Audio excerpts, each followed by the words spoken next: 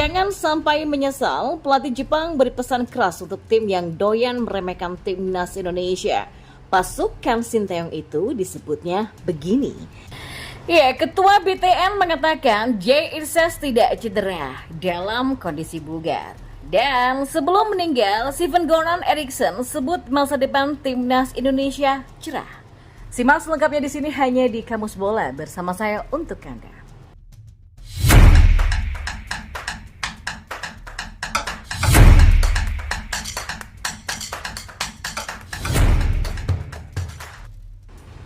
Ya, pelatih Jepang Hajime Moriyasu memberikan peringatan kepada Arab Saudi, Australia, Bahrain, dan China tentang berbahayanya kekuatan timnas Indonesia.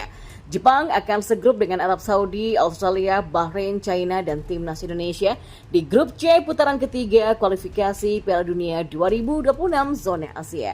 Di atas kertas, Jepang dan Australia akan dengan mudah lolos ke putaran final Piala Dunia 2026. Diikuti dengan Arab Saudi yang juga pada edisi sebelumnya tampil di turnamen paling bergengsi itu.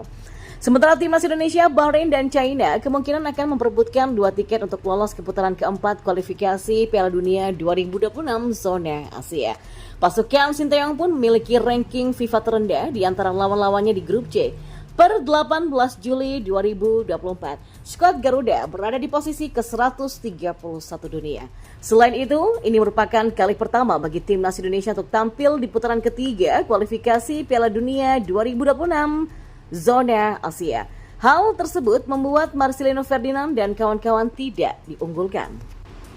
Ya, meski demikian Moriyasu memberikan peringatan khusus kepada tim-tim lain untuk tidak pernah meremehkan kekuatan timnas Indonesia. Menurutnya, skuad Garuda saat ini sudah banyak berkembang. Timnas Indonesia sudah mengalami banyak perkembangan sejak dilatih oleh Sinteyong, kata Hajime Moriyasu. Ya, sementara itu timnas Indonesia akan memulai perjuangannya saat menghadapi Arab Saudi di King Abdullah Sports City pada 6 September 2024 mendatang.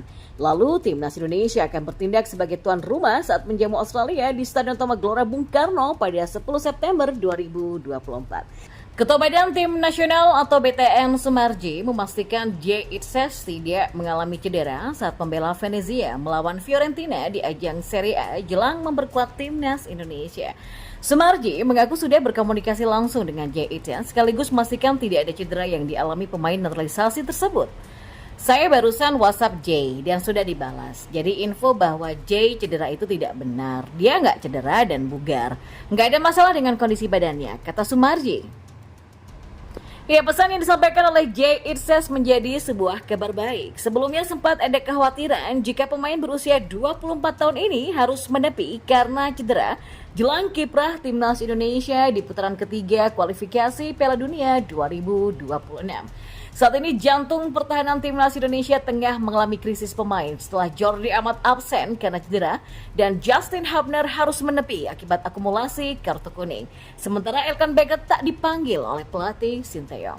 Praktis, skuad Garuda hanya menyisakan 3 bek tengah, yakni Rizky Ridho, Muhammad Ferrari, dan Jay Itzes sendiri.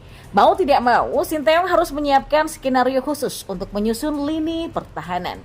Ya, ada kemungkinan Sinteyong bakal memanggil Alfeandra Dewangga, namun bisa juga pelatih asal Korea Selatan ini memasang pemain yang biasa ditempatkan sebagai bek sayap untuk menjadi bek tengah. Ya, beberapa contohnya dalam menaruh Sandy Wells dan nantinya bek kanan akan diisi oleh Asnawi Mangku Alam. Bisa juga Nathan Choaon yang ditempatkan di tengah seperti di Piala Asia U23 kemarin. Pos bek kiri masih terdapat stok melimpah dengan kehadiran Sheini Patinama, Kelvin Verdong, ataupun juga Pratama Arham. Ya, pemain timnas Indonesia Jay Itzes memberikan responnya usai menjadi pemain Indonesia pertama yang mentas di Liga Italia di musim ini. Dan bek Venezia itu mengaku sangat bangga. Ya, debut Jay Itzes ini menjadikannya sebagai pemain asal Indonesia pertama yang merasakan persaingan di kompetisi kasta tertinggi Liga Italia. Baru-baru ini Jay Itzes memberikan respon berkelas di Instagram pribadinya. Bek timnas Indonesia itu mengaku bahagia bisa debut dan meraih 1 poin perdana. Ia senang dengan poin pertama musim ini, akan datang lagi di liga selanjutnya, tulis Jay. Selain itu, pemain berusia 24 tahun ini juga merasa bangga bisa membawa nama Indonesia karena dia menjadi orang pertama Indonesia yang berlaga di Liga Italia. Ya, juga sangat bangga ya menjadi pemain Indonesia pertama yang pernah bermain di Serie A, tegas JICS. Namun, JICS diharapkan tidak berlarut dalam euforia yang saat ini dirasakan dan harus kembali fokus karena sebentar lagi akan memperkuat timnas Indonesia. Dan di informasi bola selanjutnya. Ya, pelatih legendaris asal Swedia, Sven-Göran Eriksson, meninggal dunia di usia 76 tahun pada Senin 26 Agustus. Mantan pelatih timnas Inggris, Meksiko, Pantai Gading, dan Filipina itu meninggal dunia usai menderita kanker pankreas. Agen sang pelatih Bo Gustafsson membenarkan informasi jika Eriksson meninggal dunia di rumahnya di Swedia pada Senin pagi.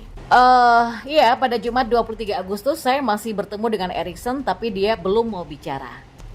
Saat itu saya tahu itu akan terjadi dengan cepat, tapi saya masih tidak menyangka dia akan pergi secepat itu, ujarnya. Pada Januari 2024 silam, Eriksson mengumumkan bahwa ia sedang berjuang melawan kanker stadium akhir dan hidupnya hanya tinggal 1 tahun lagi. Dan menurut media Swedia SVT, Eriksson menderita kanker pankreas yang diketahui ketika ia pingsan saat berlari sejauh 5 km. Adapun tim terakhir yang dipimpinnya sebagai pelatih adalah timnas Filipina pada periode 2018 sampai 2019. Selama periode tersebut, Eriksson sempat menghadapi timnas Indonesia yang saat ini masih dilatih oleh Bima Sakti. Ya, pertemuan kedua tim terjadi dalam laga terakhir babak penyisihan grup B Piala AFF 2018. Hasilnya, Eriksson berhasil membawa Filipina menahan imbang skuad Garuda di Stadion Utama Gelora Bung Karno. Indonesia saat itu tersingkir di fase grup setelah hanya menempati posisi keempat dari 5 tim di grup B. Kendati begitu, Eriksson saat itu sempat mengatakan bahwa timnas Indonesia punya masa depan yang cerah. Masih menurut Eriksson, ketersediaan pemain-pemain berbakat menjadi setitik cahaya di tengah masa yang kelam kala itu. Melihat permainan Indonesia tadi, saya rasa timnas Indonesia akan memiliki masa depan yang cerah. Saya tidak tahu pastinya mereka menggunakan pemain usia berapa. Tapi saya rasa hampir semuanya pemain muda ya. Dan dengan begitu saya bisa simpulkan seperti tadi, kata Eriksson. Sementara itu Bima Sakti juga sempat memberikan komentarnya usai bertemu dengan Eriksson kala itu. Tadi saya bertemu sama Coach Eriksson, dia bilang good future buat sepak bola Indonesia. Karena itu kan ke depan seluruh stakeholder jangan saling menyalahkan ya. Jadi ayo kita sama-sama membangun cari solusi terbaik untuk timnas kita. Bukan saling menyalahkan tapi cari hal terbaik yang bisa membangun timnas kita ke depan ya, kata Bima Sakti. Ya, Eriksson sendiri memulai karir kepelatihannya yang berlangsung selama 42 tahun di usia 29 tahun di tahun 77. Ia memenangi Piala UEFA 1982 bersama Göteborg, Coppa Italia di tahun 86 bersama Roma, Coppa Italia di tahun 1994 bersama Sampdoria, runner-up Liga Champions 1990 bersama Benfica, sampai Liga Italia bersama Lazio di tahun 2000 silam.